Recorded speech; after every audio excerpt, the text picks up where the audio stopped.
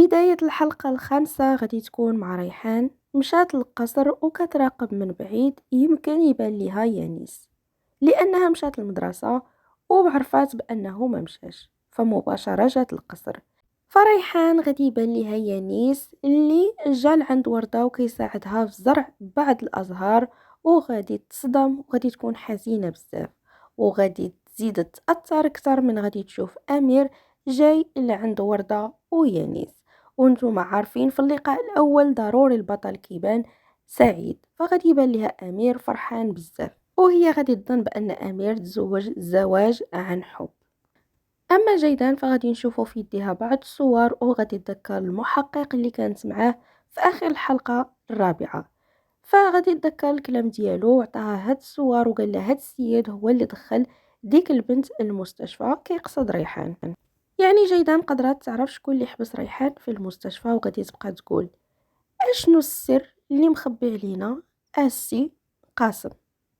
هنا غادي نعرفوا بان قاسم هو اللي دخل ريحان المستشفى، يعني القصه غادي تكون كبر من داكشي اللي كنا كنظنوا في الاول ان جيدان هي اللي دخلت ريحان المستشفى، لكن في الاخير ها حنا كنكتشفوا بان قاسم هو اللي دخل ريحان المستشفى لاكثر من 6 سنوات.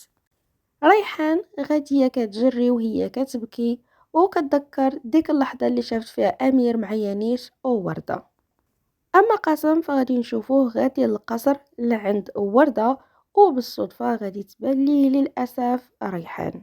يعني شحال هو كيقلب عليها وما لقاش الأثر ديالها من بعد ما خرجت من المستشفى، وها هي كتبان قدامه صدفة، وقال ما يمكنش شحال هاد الدنيا صغيرة، يعني انتي كتقلبي على الجذور ديالك.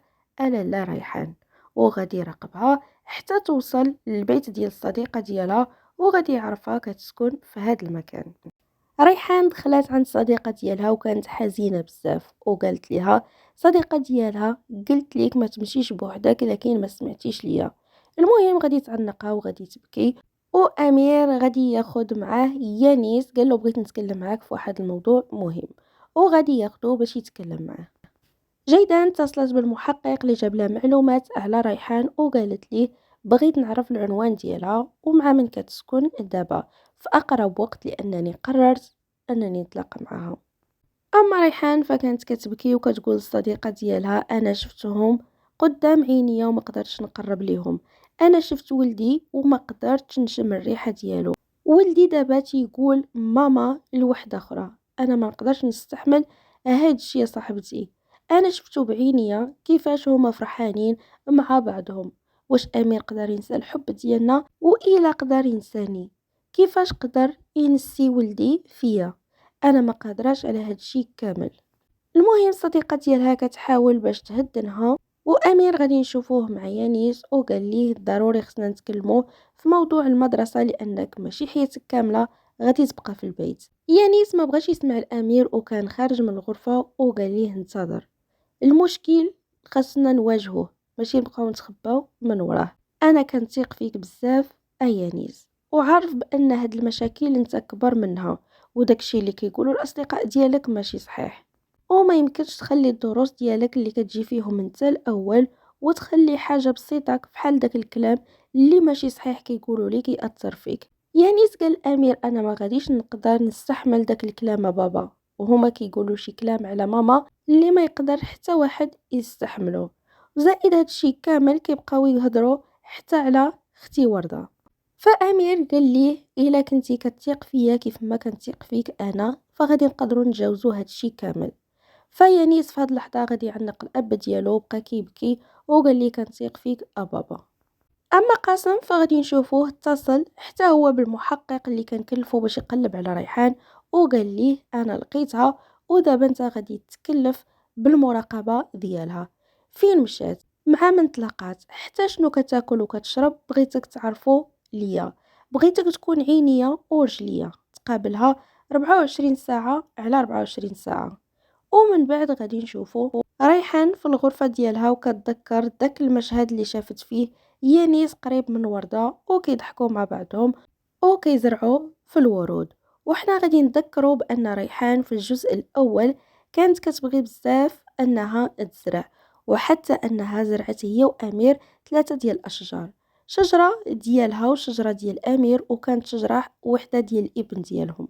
هادشي ذكراتو ريحان كامل، وبقات كتقول كيفاش أنا غادي نقدر نستحمل هادشي كامل، وكيفاش أمير قدرتي تنساني بهاد السهولة وتنسي حتى ولدي فيا. وهي ما عرفاش بأنها ضحية ديال خطة اللي دارها قاسم، وكان كيوجد ليها من شحال هذا. فغادي نمشيو نشوفو جيدا. قالت للسائق باش أنه يوجد سيارة ديالها، لأنها غادي تمشي وأخيرا عند ريحان من بعد ما خدات العنوان من عند المحقق. والصديقة ديال ريحان مشات كطمئن عليها في الغرفة ديالها، قالت ليها كيفاش كتحسي دابا؟ قالت ليها مدمرة. قالت ليها هذه غير المواجهة الأولى، بقى قدامك الطريق صعيبة بزاف أصاحبتي، خاصكي تكوني قوية. فقالت ليها أنا غادي نكون قوية فقط على قبل الابن ديالي، أنا غادي ناخدو ليهم كيف ما خداوه من الحضن ديالي، وديك جيدان أنا غادي نخليها تدفع الثمن على داكشي كامل اللي دارت. شحال وأنا كنسامحها على داكشي اللي كدير فيا، لكن لدرجة أنها تخطف مني الابن ديالي فما غاديش نسمح ليها. جيدان في الطريق ديالها لعند ريحان وكتقول شنو العلاقة اللي بينك وبين ريحان أقاسم. إلا كنتي انت شرير فانت ما كتعرفش جيدان السابقة، ما كتعرفش شكون أنا. فداكشي اللي كنت كنديرو أنا قبل على ريحان باش نخرجها من حياتنا، غادي نديرو دابا باش نرجعها لحياتنا قريبة من ولدي ومن حفيدي. أما قاسم فغادي يكون في البيت ديالو اللي غادي نشوفوه لأول مرة كيتكلم مع ولدو، وقال ليه محتاج ليك ضروري تكون في جنبي هنا في تركيا، ما بقيتش قادر على الغربة ديالك، أنا محتاجك في واحد الموضوع إلا كنتي باغي تاخد الإرث ديالك كامل. فهنا غادي نعرفو بأن قاسم عنده ابن، غير هو غادي يكون ابن متبنى فقط. غنتقلو عند ريحان اللي قالت لها الصديقة ديالها خلينا نخرجوا شوية للحديقة تشمي شوية ديال الهواء ونشربوا شي حاجة. فريحان غادي تخرج مع الصديقة ديالها للحديقة، وجيدان قربت توصل البيت اللي فيه ريحان. غادي نمشيو نشوفوا أمير اللي قال لي نيس حنا غادي نبداو مع واحد الدكتور اللي غادي يشرح لينا بزاف ديال الأمور مهمة في هاد الحياة. وهذا الدكتور اي حاجه بغيتي تحكيها ليه براحتك غادي تحكيها ليه، واكيد غادي يساعدك باش تكون مرتاح. فيانيس كان فرحان بزاف وشكر امير على هادشي اللي كيدير على قبله، ووردة كانت فرحانه بزاف. الفرحه ديال امير ويانيس مباشره غادي ننتقلوا لعند جيدان. اتصل بها امير وقال لها بان يانيس وافق على انه يمشي عند الدكتور. فرحات بزاف وقالت له ولدي كان وعدك بانه الايام القادمه غادي تكون كامله مختلفه وغادي يتصلح فيها جميع الامور. قال لها اش كتقصدي يا ماما؟ قالت ليه والو، كنتكلم ليك غير على الحياه ديال يانيس غادي تكون افضل من قبل. يعني اكيد غادي يشرح ليه الدكتور بزاف ديال الاشياء اللي ما قدرناش حنا نشرحوها ليه.